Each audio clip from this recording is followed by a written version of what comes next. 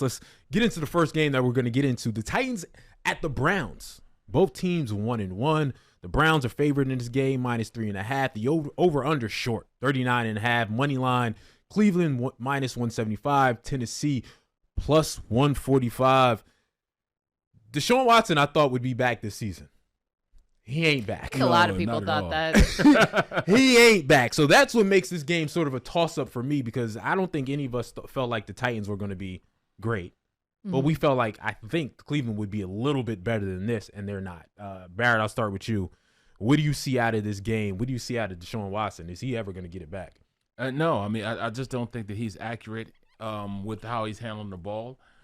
His reads aren't there. But I think the biggest thing is everything's run off the run offense. So when they're not going to be able to run the ball, since their best player is gone now, when Chubb left the game, it kind of put them in the sense of, what are we going to do now? Oh, by the way, they just signed Kareem Hunt. Is he going to play? Do we know if he's going to play on Sunday? I don't know. Okay. I don't know. I mean, I would think you could just plug and play when it comes to running back. I mean, he knows the offense. He'll be okay with the offense. Is he in shape, though? Like, he can't go in there and think he's going to get 20 reps.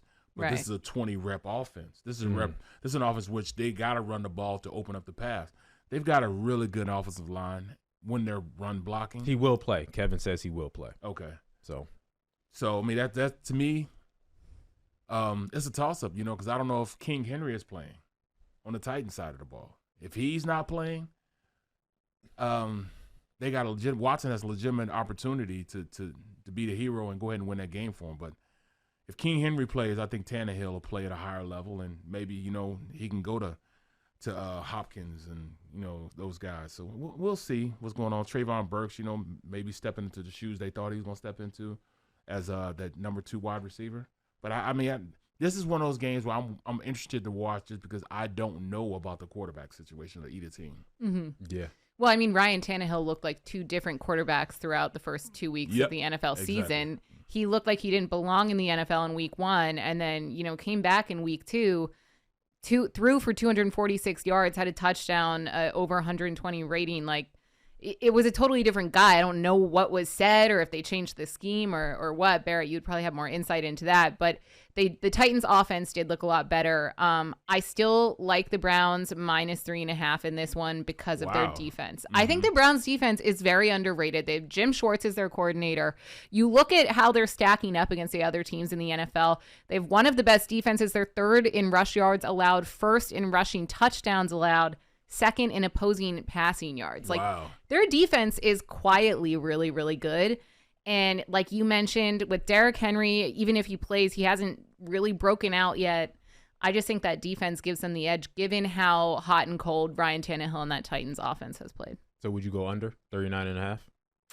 I mean, that's a low total. I know, but it's really low. Yeah, it's really low. I know, but Deshaun hasn't been able to do squat. The Browns defense is really good. I don't know if I'm going to advise people to take the under, but if I had to choose, like if you're forcing me to choose, then yeah, I would take the under versus the over. Yeah, this is a game I'm not betting. At all. I know. No. There's too many unknowns. There are way too many unknowns in this one. I mean, the running situation, just like you said, Kareem Hunt, him playing, him not playing, him being able to go out there and take the reps, and how many reps do they give him? And then, Henry not playing, if he is playing, and Tannehill, he's got two faces, man. At this point, if it's week 1 or week 2, what face is he gonna have? Yeah. Again, it's who do you count on to make a bet for, right? Derek's coming off an injury, so I can't count on anything. If he plays, I can't count on betting anything on him because I don't know. Ryan Tannehill has been back and forth, like you said, Devan, in the first 2 games. I can't count on you throwing for anything, right? Deshaun Watson, you're supposed to be back to Deshaun Watson at some point. I can't count on that, right? So it's one of those things where nothing. I'm on Devan's side in regards to if I was to make a pick, I would pick Cleveland. I would also. Because of that defense, Myles Garrett and those guys and how well they've been able to play, I would pick them to win the game, but it's one of those things where it's dicey. One thing, that you can rely on is that Cleveland offensive line. They're pretty good. So, I mean, if anything, that would push me – that's what's pushing me over to Cleveland's side of the ball. Their offensive line is legit. Yeah, that's a dicey game. Let's go to our next game. Let's go to the Falcons Lions. Ooh. Detroit. favored in this game, -3. By the way, Falcons 2-0. I don't think anybody expected that, right? No. The Falcons 2-0, looking like a competitive ball club. I'll say that. 2-0 It's not like they've against played who? anybody. You know what I mean? That's what it is. Yeah, But that's what it is. a competitive ball club. Over under on this game is 46. Money line -165. Atlanta +140. Dev, what you looking at in this game? So I like the over here. The Lions score a lot at home. They're going to be playing at home. They have over 33 points per game at home, at least last season. They just dropped 31 points on Seattle. So if the Falcons want to win, want to keep up with this Detroit offense, they're going to have to score a lot. So I think it does have the potential to be a higher scoring game, especially with the Lions defense kind of taking some injuries. CJ Gardner-Johnson is out. So I think it could be a big game for the Lions on the ground game as well against that Atlanta defense, like Jahmyr Gibbs, Montgomery. I feel like every week we talk about their props, and I never hit when I bet Montgomery, them. he might not be able to play. Montgomery's out. Is he out? For Yeah. sure. I didn't know if he was out. It's I not- thought he was is it actually for leaning sure? towards playing. I thought he was for sure out. I could be wrong. Okay, well, all the more reason. reason to bet Gibbs props then. Yep. Because he'll see the ball a lot more. But I mean, yeah, props to the Falcons. They're 2-0. Our producer just said Montgomery and Gibbs props off the board. So just ignore everything I'm saying. I don't know. But yeah, no, I think this game is going to be fun to watch. I mean, the Falcons offense has been fun for me to watch with Bijan Robinson, having quite the debut. I think Tyler Algier will probably have a big game. He's love him. I feel like Bijan Robinson has kind of been like outshining him in a way, but Algier's been quietly, putting up some numbers. So he could have a big game. But yeah, I can't say any props because every time I do, they're taken off the board. Well, so I'll say Barrett, this. it's all you. David Montgomery did say he expects to miss a couple of weeks. Okay. So I'm going to assume that he's not playing it because if he said a couple of weeks, he didn't say, let's take it day by day or week by week. Right. If he automatically said he's going to miss a couple of weeks, I expect him to miss at least 1 week. So I'm jumping all over Jahmyr Gibbs. Again, I jumped on him before the season because they were supposed to use him in a bunch of ways, but they were using mostly Montgomery. Right. Now that it's just Gibbs, over. Right. And again, we don't know what it is because it's off the board right now. But I'm going anytime touchdown when he's going to come back on the board. I'm going anytime touchdown. I'm going for him to run over 65 yards. I'm going for them to use him a lot with Montgomery out. You're right about both situations. I'm going from the defensive side of the ball. I'm just looking at both defenses, and at this point, I'm going with Atlanta. I'm going with Atlanta, for this pick. -3, so that's just home field advantage right there for Detroit. Defensively, they have CJ Gardner-Johnson is out. I think he's out for the rest of the season, if I'm not mistaken. I believe that I don't know if it's confirmed, but I think that they're thinking it's going to be the whole season. So he was like their inspirational leader, So how did they come back from that blow?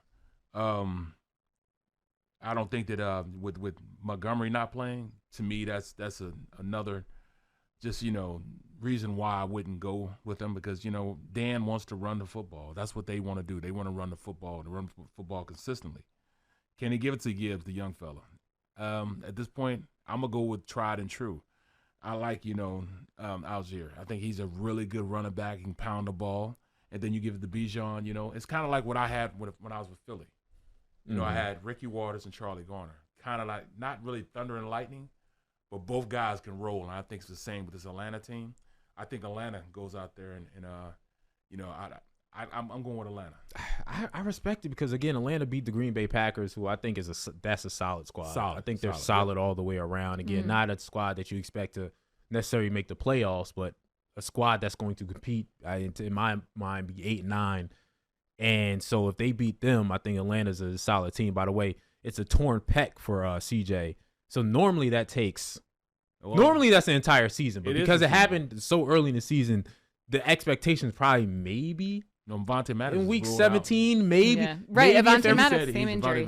Same injury, Yeah. so he's saying he's going to be back at least for the playoffs. Yeah, so that's the hope probably for CJ in regards to when it's a torn pec. I'm back and forth in this game of who I like and who I don't like.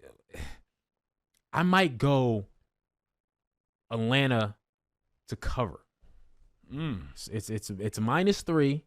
Again, Atlanta won their last game 25-24. I can see it being that tight of a game where it's a 1 or 2 point game. Again, normally I don't like going the covers on -3s. I like to be a little bit over, but I'm gonna go the cover on that. So that's what I like in this game, and I think I'm gonna go in on Bijan having more than 23.5 receiving yards. That's a safe bet. That's a safe. You know what I mean? Bet, like, all right, he's been getting into the passing game. I remember, Devan, you said that last week when we mentioned him and those props. I don't remember if you bet it or not, but that would be one that I would immediately go to and say, that looks good. Yeah, I bet that last week and it hit. I feel like he's become, already just through 2 weeks of play, a reliable prop to go to when all else fails.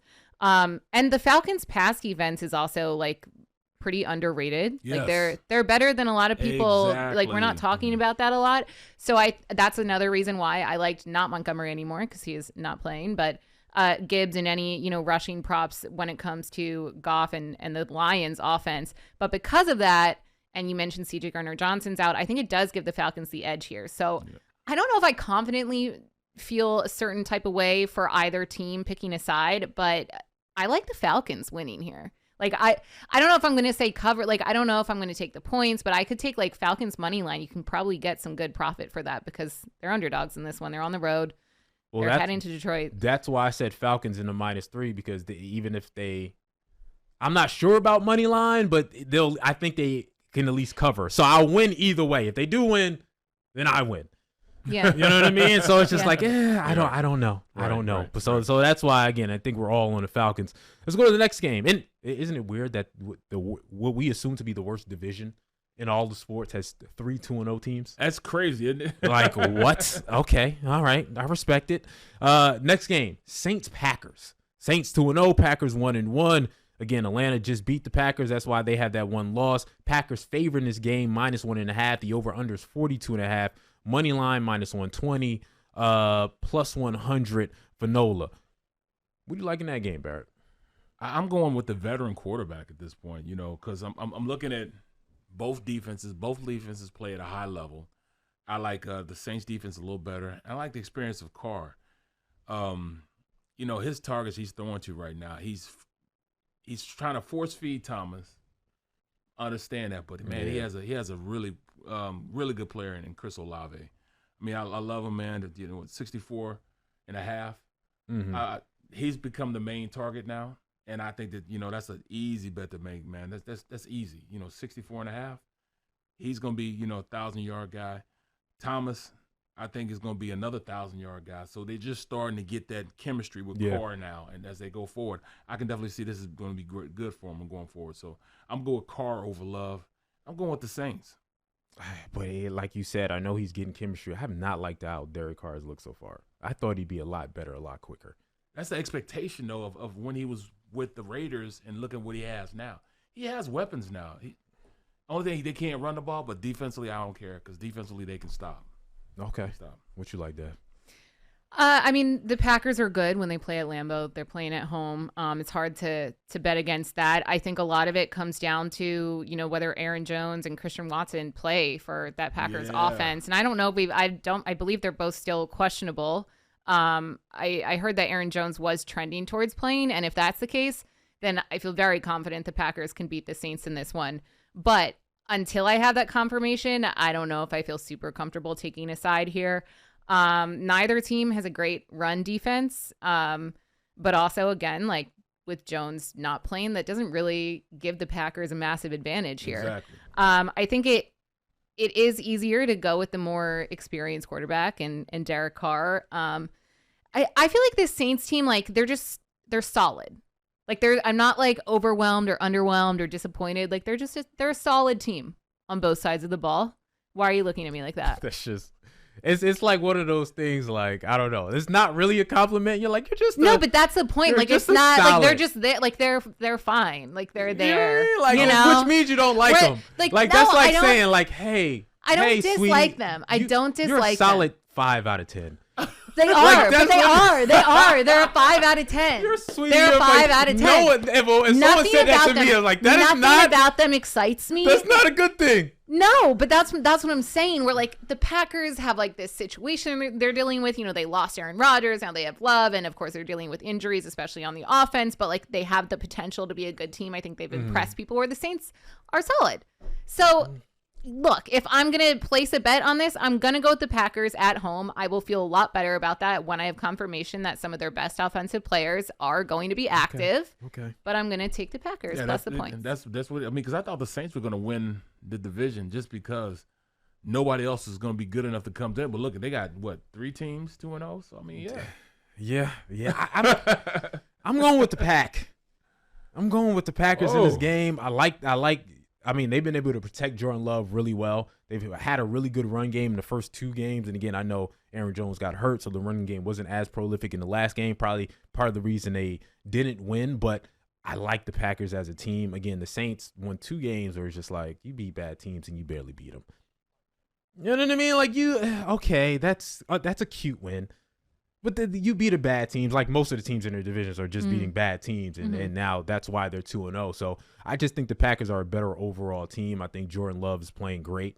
He's playing efficient football. He's not turning the ball over whatsoever. All right, he's throwing for 2 to 3 touchdowns. You said that last each week. Game, right? That's what he did. In the last game, he threw for 3 touchdowns. QBR was 81.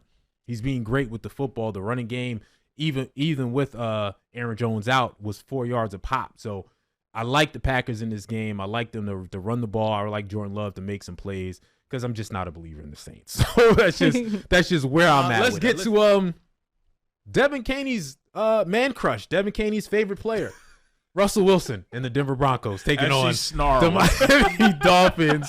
The Broncos 0-2. The Dolphins 2-0. Miami obviously favoring this game 6.5 over under 48. Miami minus 300. And if you want to get risky on your money line, you can pick the Broncos for plus 230. Dev, I'll start with you, obviously. Well, first of all, I'm honored. Thank you. So Miami's really good. I mean, their offense has really impressed me, and I think that it just makes sense to take Miami in this one. What compounds that decision is, and minus 6.5, the fact that Denver is flying to Miami to play in that humidity at 1 p.m. in the afternoon in a mid-September game. Like, I just think that that's also a massive advantage. I also like a few props in this one. Raheem Mostert, I think, should have a big game, over 16.5 rushing yards and an anytime touchdown for him. He's coming off a game where he had over 120 yards on the ground and 2 touchdowns. Yeah. Broncos run defense was not great against the Commanders. They gave up 87 yards. I don't know, because that was like the one thing that they had for a while. Yeah. It was like, but the Broncos defense is good, so maybe if Russell Wilson, the offense can get it together. No Vaughn, no Bradley Chubb. That's it right there. Yeah. I mean, Patrick Surtain will be focused on stopping Tyreek Hill. I think that'll leave Raheem Mostert and other, offensive weapons that Tua has on that Miami offense to get the ball to. But I'm sure Tyreek will still find a way to make big plays because that's what he does. I just think that the Broncos offense is outmatched in this one, guys. Yeah, I don't think you can say much. Right. I mean, there's nothing else to say. Tyreek Hill is always open. How are you always open like that? I mean, he's the most explosive player in the NFL, and he's always open. I mean, when does it come to a point where you're going to not double team, but triple team him? Whatever, because he makes you look so bad. So bad. So I there's nothing else you can say. I mean, you can go with, Cortland Sutton, Jerry Jeudy, Russell throwing to him. He's got a chip on his shoulder. But at the end of the day, it's all about that offense. Can they outscore him? You got to go with the over in points, number one. Number two, Tua's going to throw for over 300 yards. It's what, 262.5? He's going to throw over 300 yards. Easy, with his eyes closed. That's a safe bet. Because it's like you said, it's a situation. It's like, all right, Patrick Surtain, wherever you're not. Right. Doesn't matter. We got Jalen Waddle, we got Tyreek Hill. Right? It's one of those things where it's like, all right, who's guarding Luka? Hunt him. Right. All right, you're switching over there. Give it to that guy and let that guy score. That's the situation is going to be with Patrick Surtain. Where's Patrick Surtain? All right, go the other way. So I could see Jalen Waddle having a fat game in this game. If he plays, right? Because he's in concussion protocol. So there's a chance that he might not play. Right. But, I mean, you still have, like, that's why I like the Raheem Mostert props. I like Hill still having a good game, even though you're going to have Surtain on someone on that Miami offense. But it does take away one weapon that Tua has if he doesn't play. I just like to say I have a hater in our chat. Who's Our producer Kev talking about my bonus bet loss last week. My Purdy bonus bet loss. FYI, his bonus bet. My Purdy. I bet him having 2 touchdowns. What was that? 2 weeks ago, 2 games ago. He didn't throw for 2 touchdowns. He added 2 touchdowns, but didn't throw for 2 touchdowns. Yeah, so I didn't thanks tell you on that for one. ratting me out, Kev. But whatever. It works most of the time. Again, it's easy money. Tua 262.5, like you said, Barrett. I mean, what are we doing here? And I'm picking the over of 6.5. It's gonna be worse than that. Oh, without a doubt. It's gonna be worse than that. Hey, what are we saying? One thing I want to tell you guys about, because I was in camp with the Broncos, and you would think that it'd be a negative for them to go down there, but the air is so thin up there that your body produces more red blood cells that carry more oxygen to your body. Mm-hmm. They won't feel the effects of it. They'll feel the heat, but they will not be tired, because I was in the best shape of my life going down there. We played in Miami and we played in Tampa 2 weeks in a row in the preseason. Right. And I was absolutely, unaffected as far as being tired. Your body, because you know what that makes because people train in Denver. Exactly. The and athletes. Then okay. So they won't be tired. They'll be hot, but they won't be tired though. But they're still gonna get blown out. Yeah, blown out. Easy money. Let's go to the next game. Chargers Vikings. Both. 2 of the biggest surprises. Now, we're not as surprised about the Vikings, but both 0-2, 2 teams that made the playoffs last year. You go down 0-3, it's a problem. Minnesota's favored in this game, -1, obviously because it's in Minnesota. The over-under, a lot of points, 54. Moneyline, -115. Chargers, -105. Barrett, 0-3. How bad is it to start 0-3? Is it over for these two teams when it comes to playoffs if they go 0-3? I think it is. This is a survival game. And this one of those games where it's like the battle of, all right, I'm just not going to be the worst. You know what I'm saying? That's what this is. And you had 2 teams, celebrated teams from last year, played at a high level last year, made it to the playoffs last year, and look what they're doing this year. I mean, it's you have 2 of the premier quarterbacks. You saying, all right, at this point, Herbert is a top 5 quarterback. He's been balling, and they've still getting their butts kicked. Their defense is atrocious, and this is the hot seat for the coach. They got a little more stability with the Vikings. They have a little more stability. Their coaches, they'll be okay. Cousins, he's ripping everybody apart. He's throwing. They'll have 300, 400 yards passing, but they are not going to,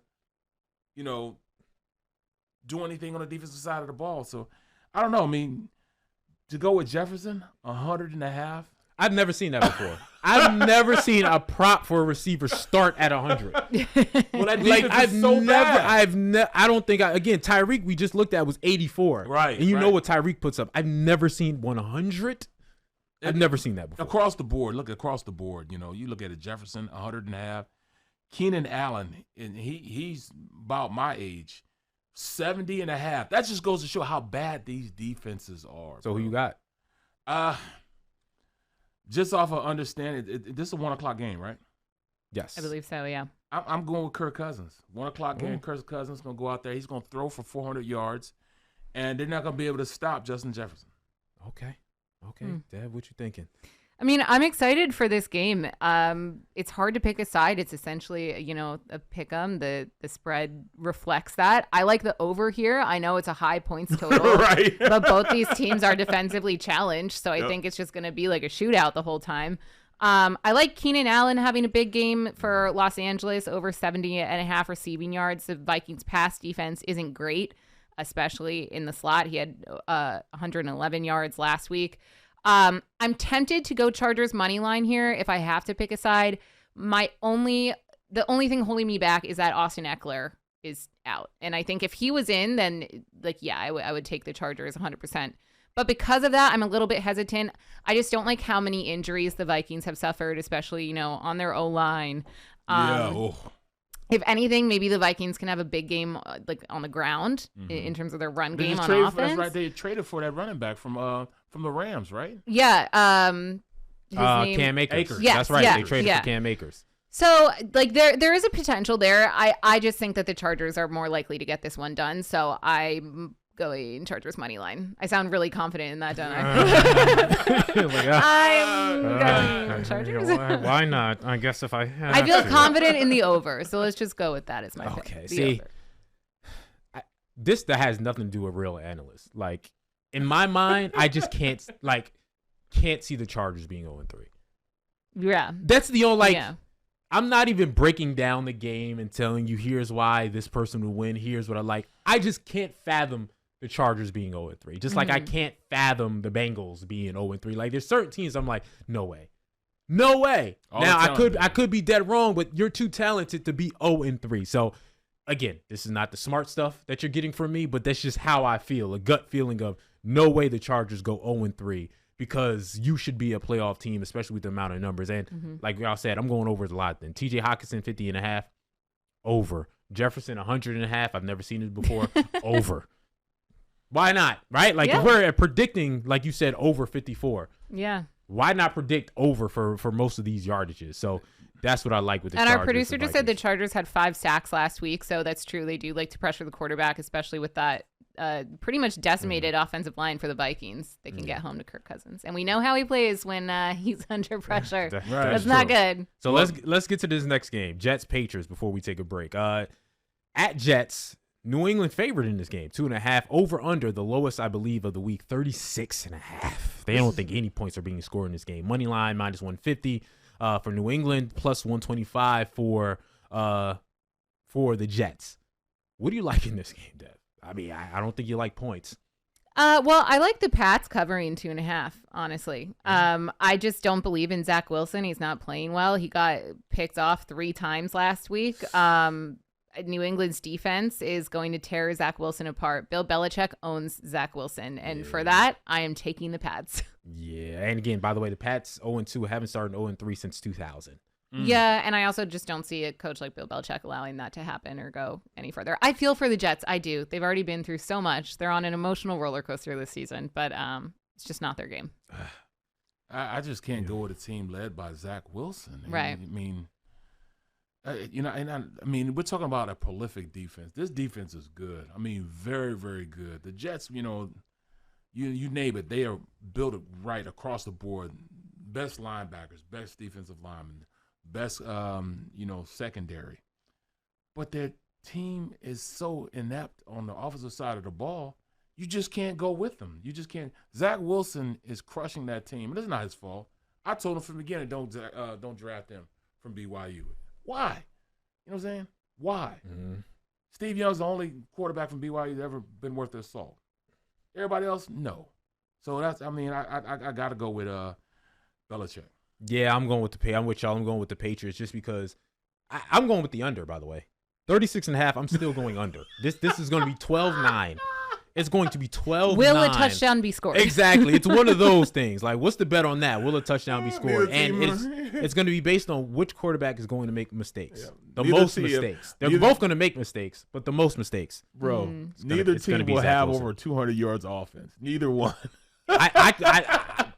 You laughing, but I think you're right, Barrett. Like, no, plus 3,300 for a no touchdown. Yes, plus 3,300 for a no touchdown. The only thing that makes me scared of that is there can be a defensive touchdown. Right. I take that bet if it was plus 3,300 with a offensive touchdowns. Yeah. I would take that bet. The next game is the Bills at the Commanders. Buffalo obviously favoring this game, 6.5 over under 43. The Bills 1-1. The Commanders 2-0. A little bit of a surprise, but again, a lot of the 2-0 teams. There's 9 2-0 teams.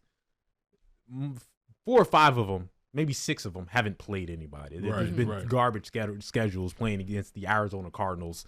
You know what I mean? The Cardinals facing all the bad teams and the bad teams getting licks off of them. So that's what it's been so far. So Bills, Commanders, Dev, we'll start with you. What do you sort of like in that game? What would you bet? Well, I think this Commanders defense just led up over 30 points to Russell Wilson and the Broncos offense. So I think the Bills offense, if they're, playing the way that we expect Josh Allen and this Bills offense to play, they should pick them apart. I like the Bills in this one. I like the Bills plus the 6.5 points. Josh Allen, I think, is going to use, his tight ends as he likes to do. Dalton Knox, Dalton Kincaid. Weird that they have the same name. Right. Very weird. Very confusing. I also like Gabe Davis having a big game. Like his receiving yards are set at 42.5. He had 92 yards and a touchdown last week. So yeah, I like Josh Allen, the Bills all day over the Commanders. What do you like, Barrett? I want to be a contrarian. I really do. But I just can't see, going against a Bills team where Allen's feeling some sort of way about himself right now. I think at this point he's like, look, I'm a better quarterback than this, and I got to lead this team better than this. And I think that's why you can be comfortable with the 6.5 for Buffalo. But at the end of the day, I'm looking at how Eric Bieniemy has changed how you play the quarterback position in Washington right now. He has them so together. Talk about a guy who understands how to make. All right, you throw it to here. You make it happen over here. Made them comfortable in the offense.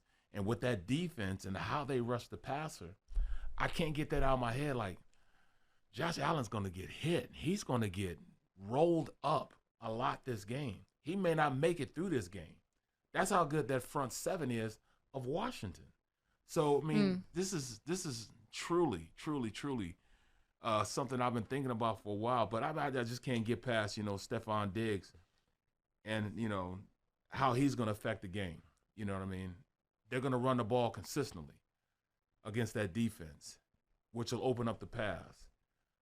But I really think that Allen's going to be hit a lot this game. And how is that going to affect him? So I'm still going to go with the Bills. But like all that said, all that said, yeah, the Commanders' front seven is scary. Yeah, they're going to light him up. He can't do the same things he does against everybody else. All that running and ducking and trying to jump forward for first down, they will light him up for that. True. And again, I said the Commanders would be a 9-8 team. I thought they'd be a competitive team. Even 10 was something that I was willing to jump out the window with. But they beat the Cardinals by 4 and the Broncos by 2.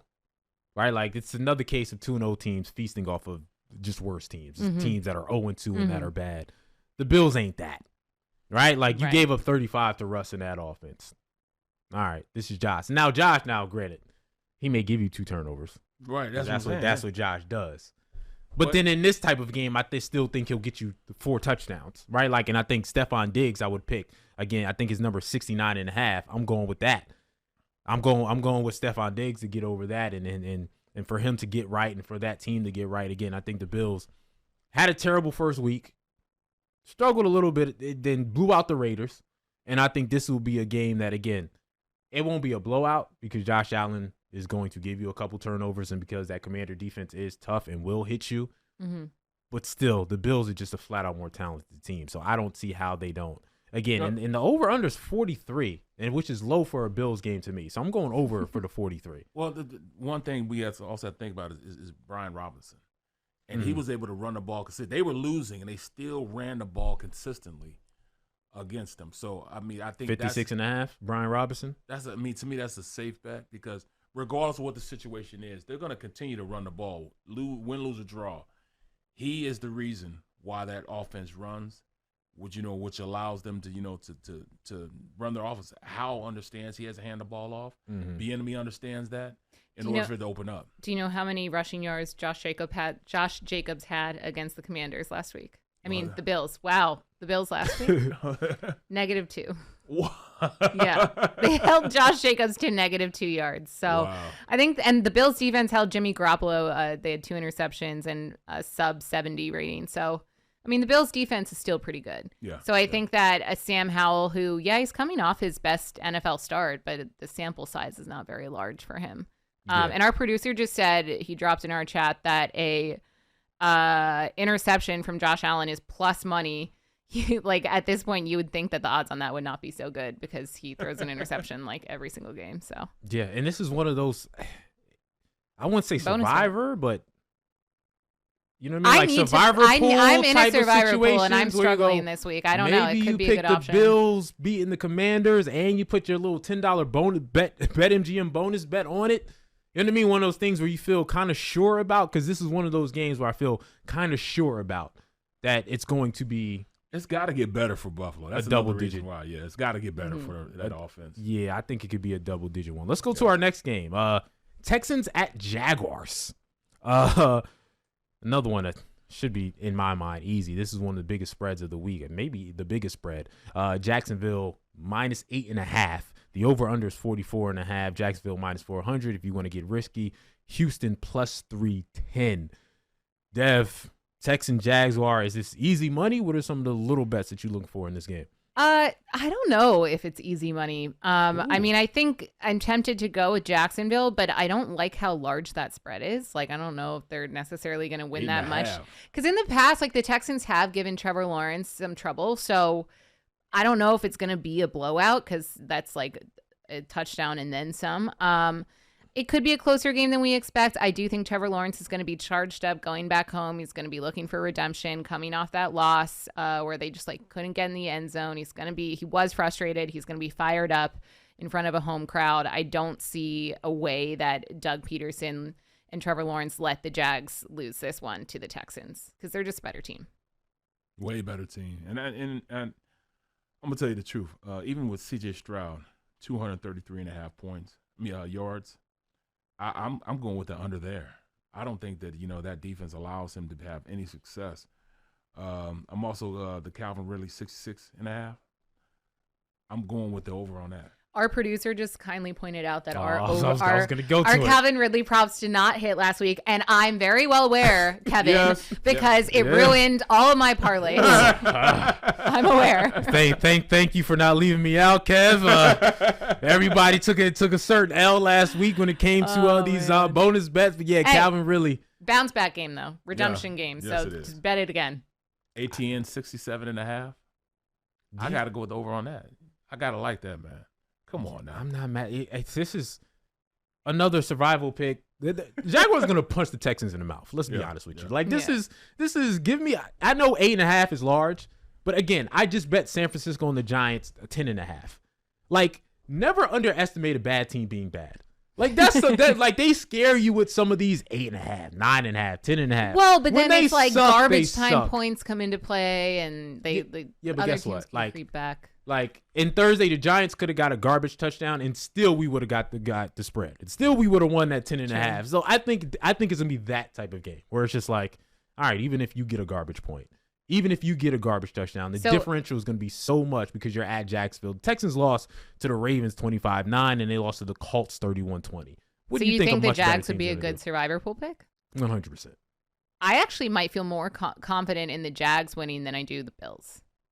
Like, I think I might take the Jags in this week. Yeah, I think that's fair because, again, the Texans are just worse. Yeah, I mean, the Commanders are going to put up a good fight. The Texans ain't going to put up a good fight. So they don't know how to put up a good fight. Yeah. They're still learning. They're still learning the culture of their head coach. They don't really know the coach yet. So this will be a great survivor pick. So I just really think that Dougie P has those guys going in the right direction. Locked and loaded? Yeah. Locked and loaded. I get you. Again, Jaguars, Kev says, 1-3 as home favorite since 2021. This is a new Jaguars team. This is a team that I think has a chance to go to the AFC Championship game if they get things together, especially because the AFC don't look great right now.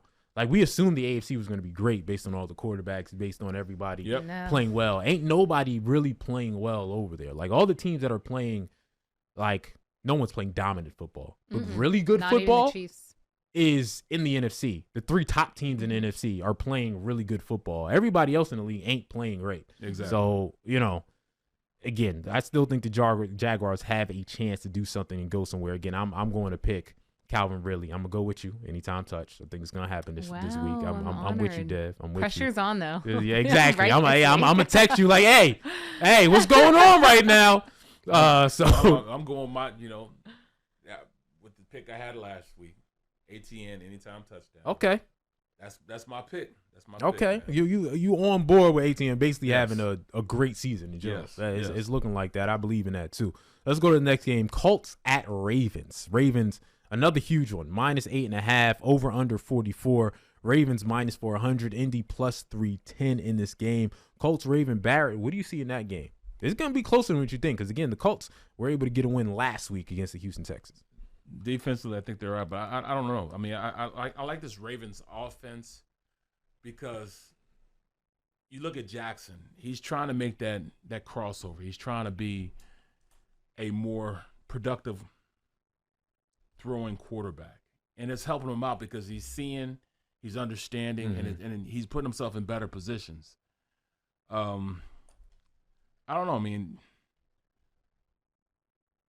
when you look at the talent that the Ravens have, the coaching that they have, I think is ahead of what the Colts are trying to give right now. Defensively, they're good, but I just don't see it on the offensive side of the ball. So I'm going with the Ravens on this.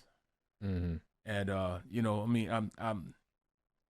Is it easy money? You going with that 8.5? You think it's gonna be that big? I think so. I'm going with it. Okay.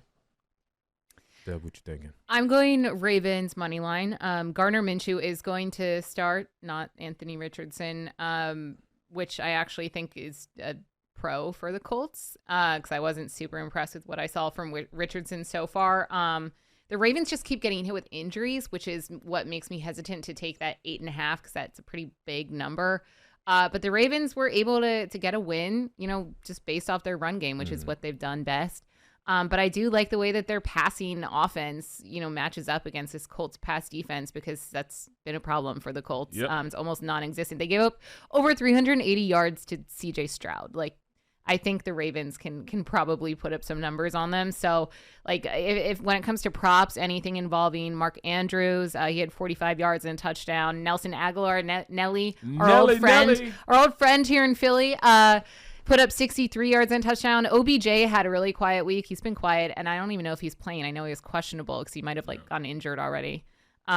Zay Flowers also kind of quiet, but I think that all those guys are gonna, you know, step up for Lamar and that Ravens offense. So I like the Ravens. Best kicker in football. Still the best kicker in football there. Listen, Gardner Minshew looked good last week. I know it was just the Texans, but he went 19 for 23, 171 yards of TD, 90.4 QBR. No, he's better than Anthony Richardson right now. Like, he's an upgrade, I would say, for the Colts, but I still think the Ravens are going to win. I listen, I'm with you. I think the Ravens may even cover, but I think there's a lot of good things that the Colts are going to end up doing. Like, I think Gardner Minshew, again, his passing total prop is 204.5. I think he goes over that. I think it goes a lot over that, especially because if it goes as I think it's going to go, the Ravens are going to score. They're going to score early, and Colts are going to have to pass to play catch up. And I think Gardner Minshew is smart enough and knows that offense enough and is good enough to be able to put up some yardage, right? Like, they may not score a lot of touchdowns. Yeah, exactly. They may not put up a lot of points, but yards-wise, I think they're going to move the ball, end up in field goal range, and then have to settle for field goals because I think Anthony Richardson, the one thing that he was doing really well was when you got into run situation and he was using his legs, much like Justin Fields used his legs last year, and he was able to truck people and create touchdowns, which is why he's out now because he doesn't know how to slide. He refuses to slide. So I think that is the case that's going to happen. But I'm curious about the Ravens because it's just not as sharp as you would think. Like, they got new weapons and they ain't really using new weapons. I know they got injured. Well, that's but it's just kind of like, man. But even then, like, they didn't use OBJ. Like, the Ravens, I thought were going to be a lot more explosive this year than they are. I thought the same thing. With those weapons, you need to be a lot more explosive. But I didn't know if Jackson was going to be able to make that transition into, you know, throwing the ball consistently on a consistent basis. I don't know. But one target that he always goes to is Zay Flowers. So I think that's what I'm going to go through for over 49.5, maybe even an anytime touchdown if you want to win into that game because it's going to be, you know, I don't know if that's where they're going to get too, it. Right? Is there a tight end back? I think Mark Andrews is scheduled to play. Is he all right? Yeah, I think he's supposed to play. Yeah, and his over-under is 52.5, which, again, I'm scared to go over-under on multiple players. It's like one guy, Zay Flowers or Mark, is going to go over theirs, but the other guy won't because the passing offense. You got to spread the ball around, but, like, not that much. Yeah, because the passing offense just ain't good enough to have multiple guys over 60, 70 yards. Panthers Seahawks is the next game we're getting to. Carolina traveling to Seattle. The line is -5.5 Seattle's way, over-under 42, another low one. Money line is Seahawks -250, Panthers plus 200. What do you got on this, Dev? So I like Seattle minus 5.5. I like them covering at home. We know how formidable it is for opposing teams to go into Seattle in that extremely loud and hostile environment and perform well, let alone a team like the Panthers that just hasn't seemed to have it yet this season. Seattle's offense looked pretty good against the Lions in week 2. I mean, they had 6 players with 30 more receiving yards. I thought Geno Smith looked pretty decent, 328 passing yards, 2 touchdowns. So I just don't think the Panthers offense matches up well against this Seattle offense that has multiple weapons, if you will, for Geno Smith to get the ball to. So I like Seattle covering. Yeah, makes sense. I do too. I mean, I just think they just have too many weapons on the outside. And the Panthers at this point, defensively, they're not playing up to expectations that I saw before. So that's the biggest thing for me. Geno is, like I said, he's got a huge target in DK. And then my guy from K-State, Lockett, you know what I'm saying? I played with his pops, so I mean, that's my dude. So I'm gonna go with Lockett, How does that make you feel? That's horrible. You played with his pops. I played with how does that make you feel? And he's been in the league for what, 6 years now, So I feel real bad right now. You know what I'm saying? Real old right now. But yeah, I mean, does it make you guys feel better or worse that Andy Dalton is playing over I'm having a brain freeze. Oh my god. Bryce Young? Yes, Bryce Young. Well, I was about to call him Breece Hall. I don't know. Why not? You get Breece in there and get somebody in there to do something better. No, because you look at, he's young yet still, and he just isn't pulling the trigger. Like, his favorite target was Adam Thielen. I mean, there's more targets than Adam Thielen, but Adam Thielen was the only guy that he was relying on. So, but who? Exactly. Like Carolina is a bunch of Exactly. So I mean, offense, you don't want him to get gun shy. You don't want him to develop bad habits. You want him to make sure his progression, all right, we're gonna sit you down, let you see how Dalton does it. Andy Dalton's old, what you call him, the Red Rocket? The Red Rocket. Gingers, whatever. I hated that nickname. But I'm not calling you the Red Rocket. I'm just not doing it. Okay, that's where Red I draw Rifle, the line. Kevin. That's where I draw the line, sir. Not doing it. And their team isn't doing it. So yeah, I'm. It's easy for me to pick Seattle. I just like what Geno is doing and the targets he has. There's more blowout games than I realized as we go through this. It's like. Yeah, I'm feeling better about my survivor pool the more games we go There's through. a lot of teams to pick from when it comes to survival pools. Like Seattle, like Carolina stinks. Yeah. It stinks. The Miles Sanders, salute to you. You got your bag.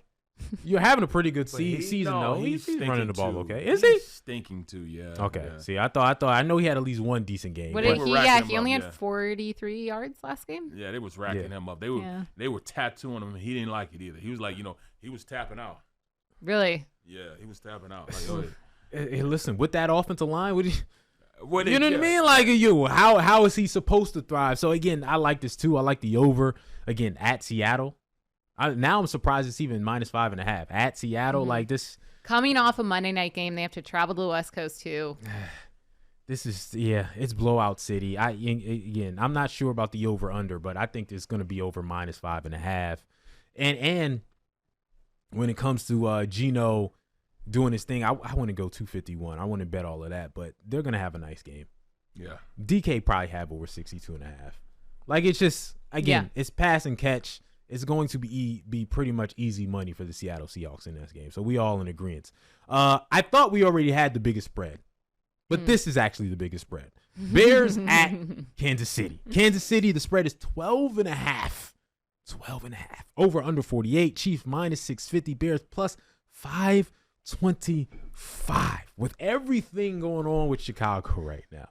Again, Kansas City hasn't played well either. They haven't put up a lot of points. But when bad teams come into town, that's when you get right. That's when you get healthy. That's when it's like, a get right game. That's a perfect way to describe it. A get right game. That's what it is, right, Barrett? Like, how do you see this game? I'd say the same way. This is the second game. Kelsey's gonna be back. Second game, Jones is gonna be back. Second game, Taylor Swift's gonna be back. That's gonna push me over the edge with 12.5. I'm good with 12.5. Simply because they're not gonna give him an opportunity to be great. They're already saying he's not getting coached. He doesn't have weapons he can really throw to. They're trading away everything so they can go in and get their first-round pick for next year, the year after next. It's just not a great situation for him. The defense is playing horrible. They don't have a defensive coordinator, that they know just yet. Yeah, I mean, what do you do? What do you do? Dev, they don't have a defense coordinator. Yeah, I mean, the only thing holding me back from taking the Chiefs plus the points in this one is like they pull the starters by the fourth quarter because they're up by so much and the Bears get garbage time. What are you talking about? Mahomes is not playing this week. And remember, this is preseason. Right. It's a preseason game, essentially. Kev ain't happy with us. Kev ain't happy. I know. Our producers, sorry, Kevin, sorry to all Bears fans. I wanted the Bears to be good. I did. I wanted them to improve this season. But like you guys mentioned, I mean, no better game for Patrick Mahomes, Travis Kelce, this Chiefs offense to get back on track than, hosting a team like the Bears that are in complete disarray on both sides of the ball right now. Yeah. So, yeah, that's all I got on that. It's going to be a bunch of bad football played with blue jerseys on. Yeah. I mean, I will say this, Kev. I have Justin Fields going over 58.5 rushing. I think all that robotic talk basically meant to me, I'm about to go do my thing. I don't care if we lose. I'm about to go and one street ball on you. Behind the back, faking passes. I'm getting freaky with it. That's what it meant to me. No more robot. This team is in disarray. Everybody's trashing me right now, rightfully so. So, You know what? I'm going to stop trying to do what y'all want me to do. And I'm going to do some of the I would love to see that. I'm going to do some of the things that I did last year that got me 1,000. I'm going flat out Willie Beeman. Willie Beeman. That's what I'm going. I'm Justin Fields. I'm going flat out Willie Beeman. I'm running. I'm playing backyard ball, and I'm gonna get me 85 rushing yards. I don't know about y'all, but I'm doing me. Exactly. Yeah, I'm doing me. Hey, DJ Moore, forget that play that was just called. I'm gonna roll out and you do something. Right. All right, and then I'll pass it out to you. Did you see there's a clip of the last game that came out of. I forgot who DJ Moore was talking to. They were talking before the game, and the guy was like, "Man, I miss tackling you. They ain't using you right." And DJ goes, "Tell me about it." First of all, how does that footage come out? Like that's pregame footage, and that's not even media being on the field. It looked like it was like Bears All Access or Kansas City, like whoever it was, All Access. It wasn't like us regular media members being there with a camera in his face. Mm-hmm. So even DJ Moore's like, "Man, I'm out."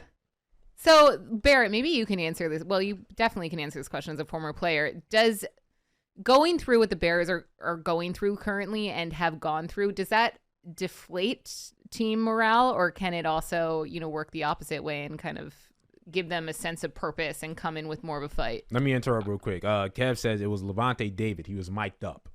Okay. He was mic'd up, and that's so he knew he was mic'd up. Yeah. It's not like he got caught with a hot mic or anything. Yeah. That's Well, DJ ain't know, but you know what I mean. Levante, you got to give folks heads up. Hey, dog, mic'd up. Yeah. Hey, I'm the feds. Yeah. But anyway, go back to. But that's your question. It was it's. I remember I told you about it. My last year here with the Eagles in '97. We went 3-13. Oh wow. And it got to a point that we were so bad. Dana Bob was our offensive coordinator. They took play calling from him. And Bill Musgrave, who was actually playing quarterback the year before, came in as an offensive assistant. He was just an offensive assistant, like a he's drawn up plays for the scout team, became our offensive coordinator. Dana Bible, the offensive coordinator, they just relegated him to just stay in office, and he was now drawing up the plays for scout team. We were so bad. Bobby Hoying was so bad that, it got to a point where guys were always comes back to Bobby. Yeah. They were going for self. I mean, everybody was going for self. Hey, man, I'm putting film out for, 31 other teams. Mm. So I got to go out there and play. I got to get paid. Look at me. I'm doing this. So it was almost like street ball for probably the last 8 games of the season. It was street ball. That makes sense. I got to get me. So, all right. Wow. So players know, does everybody know it's time for that? Like, coaches knew. It's street ball. Like, I had a coach. How do you coach that? Well, hold on. I'm in Detroit. I ended up being in Detroit. Halfway, 3 games left. I'm like, I'm starting. I'm like, man, I don't know where I'm gonna go. Hey, I'm just gonna bring you with me. I said, where you going? I'm going to Detroit. You come with me. Well, there you have it. Like, all right, coach. All right, at least I got a spot that's guaranteed. Right. It's quitting time in Chicago. Final game. Jeez Louise, I really didn't check all these over-unders. Another 12.5. Cowboys at the Cardinals. 12.5, obviously, for the Cowboys. Over-under 43. Cowboys minus 700. Cardinals plus 500. Dev, we ain't supposed to like the Cowboys, but yeah, I mean, I hate to say it, but I like the Cowboys plus the points here. I mean, sure, I'll take the minus 12.5 for the Cowboys in this one. The Cardinals are not a good team. Even, with losing a key defensive player on the Cowboys side of things, like the Cardinals were supposed to tank this season, and I don't know if they're actively doing that, but they're not a good team. I don't believe in Jonathan Gannon, so I'm going to go with the Cowboys in this one. As much as it pains me, the Cardinals are not going to be the team to beat the Dallas Cowboys. I mean, we saw how bad the Giants were, and they allowed the Giants to just smash them after having it was like, I don't know what it was, 28 to like, what was it? I don't even remember 13 or something like it. But it was I stopped watching it after a while. Yeah, it was like football. 28-10, and they allowed the Giants to come back and win that game. That's how bad the Arizona Cardinals are. Another team, Barrett, where it's just like, get yours. No, we get to the point of get yours. And the most awkward coach in the world. I mean, come on, man. This will be so much of a blowout. Then I would double the points. I would go, really 26. You know what I'm saying? Because they're going to give up halfway through the game. I mean, they got 2 months on the defensive side of the ball. They're going to come in on waves to stop that offense. Dobbs going to get put out the game. It's just going to be some bad football there. By halftime, CeeDee Lamb and Pollard are going to be on the sideline with fur coats on, playing with their kids. You know what I'm saying? It's going to be that type of beatdown. It's going to be the worst beatdown. So, I mean, there's nothing analytically you can say that could help Arizona and shed some good light on Arizona. They're just a bad football team, badly coached team. And the Cowboys, at this point, I hate to say it, are well coached on the defensive side of the ball. They play hard. I mean, really, really hard. And they all want to be counted as, the best in the NFL. So they're doing what they can to be the best in the NFL. Micah Parsons. Unbelievable. Some say he's the MVP of the first two weeks. Like, if you Who were says to pick some a say? You MVP. have to say he is. MVP, yes. I mean, defensive players don't win it. Who was the last person? Was it like LT or something like that? I don't know. To win an MVP as a defensive player? I feel like it was Lawrence Taylor, but I'm not exactly sure. You might be right on that. You might be right. So, with that said, any money on Micah? Micah is the only 30-1 is his chances to win the MVP. 31, that's a good bet. That's a safe bet. It's 30 so it's a good bet, but it's obviously about 13 quarterbacks ahead of him, and then it's Micah. Yeah, I'm not betting on that. I'm not putting money on that. I think he's played incredibly. MVP, most value. He's proven himself through the early parts of the season, but I just don't think people are going to vote for a defensive player to win MVP. I think defensive players should get more recognition when it comes to most valuable player discussions. Mm-hmm. A quarterback's going to get that. Well, I think he went about it the right way because he's been projecting this even in the off season. He's been talking about this and, in huge media blast about, hey, I'm going for not just defensive MVP, but I'm going for MVP of the league. So I think he's announced it enough that people are going to say, oh, you know what? You might be saying something. You might have an opportunity. So, I mean, he's definitely made everyone aware, put everybody on notice that he's wanting to be not just defensive MVP, but MVP of the league. Yeah, especially with Pat not having the numbers so far, Justin Herbert losing. Yeah. Mm-hmm. Although Tua's got fighting doing Tua things. So. Yeah. Doing Tua things. So would you pencil him in for Defensive Player of the Year? Right now, It looks like Micah plus 200, TJ Watt plus 375. The next person is Myles Garrett all the way back to 10-1. So, and TJ Watt, I think, already has 5 sacks through. He had 3 sacks in week 1, and I think he had another 2 sacks in week 2. I would definitely bet Micah Parsons for Defensive Player of the Year, but I mean, what's the value of that? It's it's only plus 200. Yeah, I mean, so nothing crazy. He was the favorite going in, and he's more of the favorite now. But TJ Watt's right behind him at plus 375. So, anybody else behind him, I don't think really has a huge chance. Although Myles Garrett might get there. I think the difference between Micah Parsons and TJ Watt is the Dallas Cowboys are going to win double-digit games. They're going to go back and forth. The Pittsburgh won't win double-digit games. No. So it could be the difference between the teams being better and not being better. But back to the game in general, only got a few seconds left. Yeah, the Cowboys. I went on to other things because, hey, what are we talking about? What else do you talk about, You know right? what I mean? It's Cowboys, 12.5. Yes, it's going to happen. Them missing Trayvon Diggs, it's going to be nothing in this game. Against a team like the Cardinals, nothing. Yeah, a team that's just going to lay down and it is what it is. I mean, I wouldn't even pick Dak to go over 232 because it may be so much of a blowout and the defense is dominant. Exactly. Yeah. Exactly. So, running backs. Pick all your running backs to have potentially overs. I think Pollard can get over 70.5. I think whoever their backup running back is can get over that number. You said the backup. Whoever the running back. You know what I mean? Can get over that number too. Just because it's going to be a blowout and they're going to do what they do. Listen, we got one more segment. We're going to give you our best bets. We're going to play a little game, and we're going to give you what your bonus bet should be at the same time. It's the Sunday Spread.